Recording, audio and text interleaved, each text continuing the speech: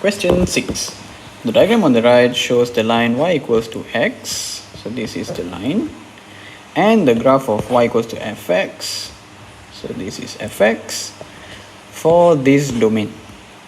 The points A and B and P lie on this graph. Okay. A. Sketch the graph of y is f inverse x and show the points. Okay, let's first sketch the graph. So we can just use this picture. We know this is fx, right? Okay, fx and f inverse x, the relationship between them is the reflection on this line. If you want to find the inverse function, you just have to reflect this graph about this line, then you'll get the f inverse. So if we reflect this graph here, you will get something like this. Okay, so let's draw it accurately. So this is the equation y equals to x, right? So whenever you want to reflect on this line, it's quite easy, you know. This is x, this is y, right? So if this coordinate, we reflect about this line, you just have to swap the x and y. So the x will become y will become x. So your new coordinate here will be 10, 3.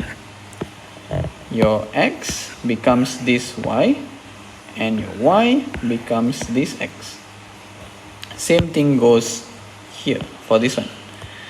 So negative 1, 2 will become somewhere 2, negative 1. So 2, negative 1 will be somewhere here. This is 2, this is negative 1.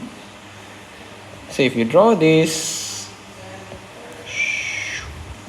we will get a graph something like that. Okay, maybe something like this. Yeah, something like that lah. Okay. So that's what they asked us to show. They want us to find the corresponding points of A and B.